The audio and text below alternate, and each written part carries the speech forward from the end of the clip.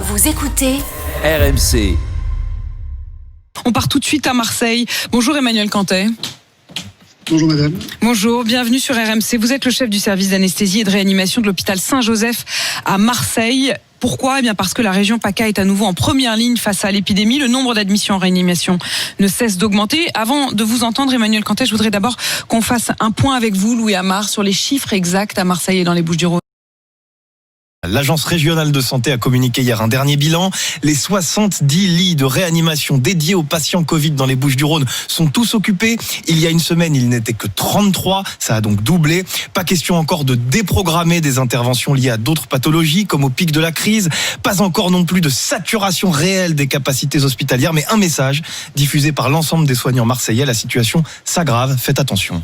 Professeur Emmanuel Cantet, est-ce que c'est votre cas ? Est-ce que vous, dans votre service, vous pouvez nous raconter ce qui se passe ?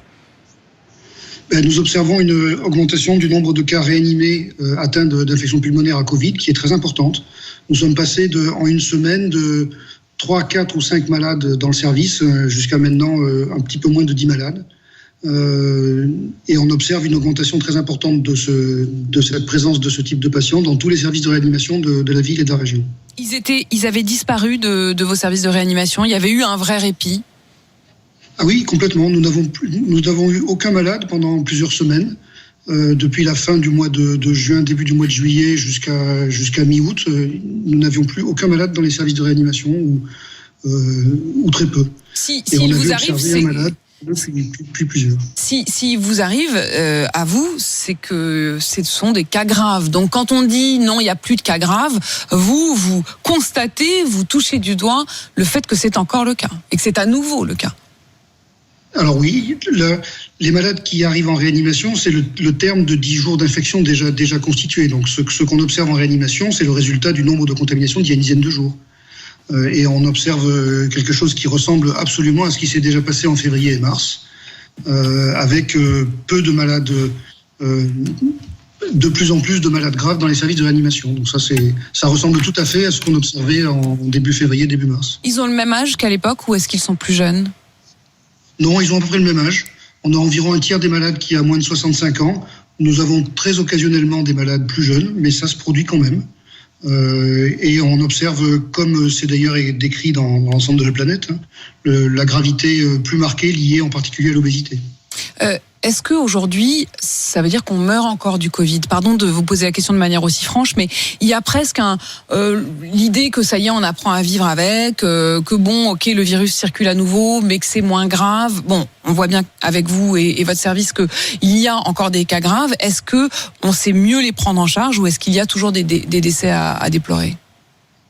Alors oui, on sait mieux les prendre en charge, en ce sens qu'on a mieux appris à connaître cette maladie, on a mieux appris à mettre en œuvre les techniques qui sont les plus bénéfiques pour les patients qui en sont atteints.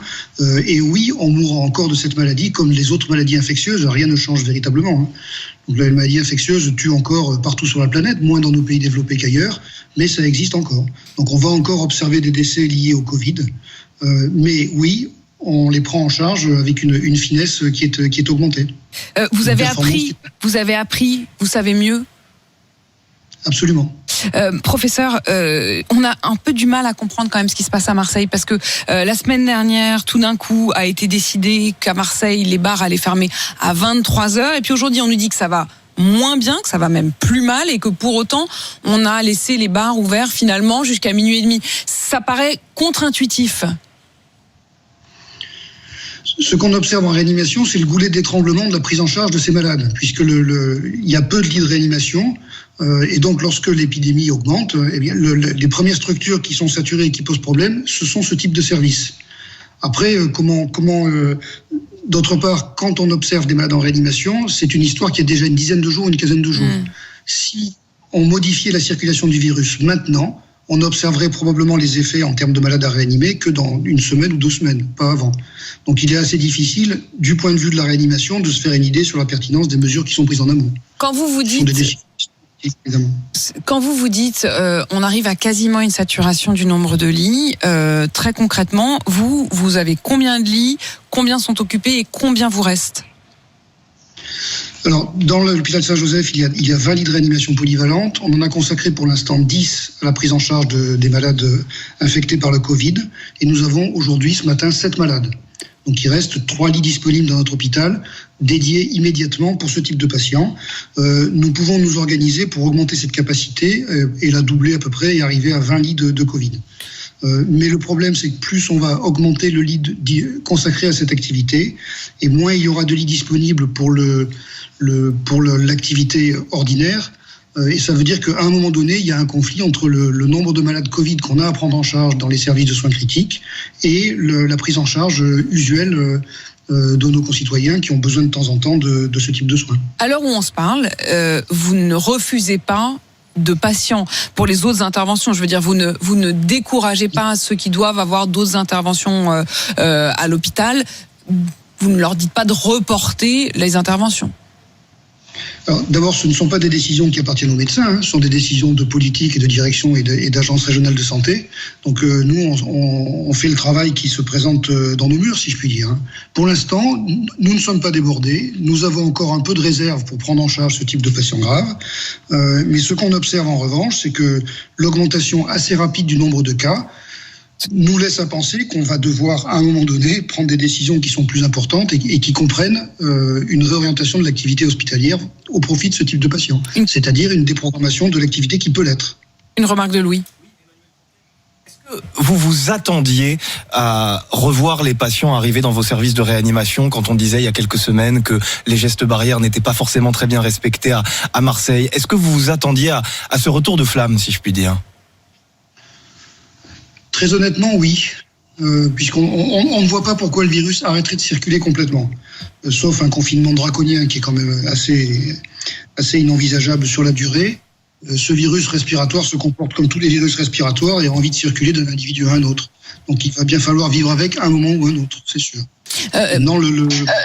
Pour ce qui est de l'épidémie actuelle, effectivement, on s'attendait à ce qu'il y ait une deuxième vague et on s'attendait à ce qu'elle monte comme ça, oui.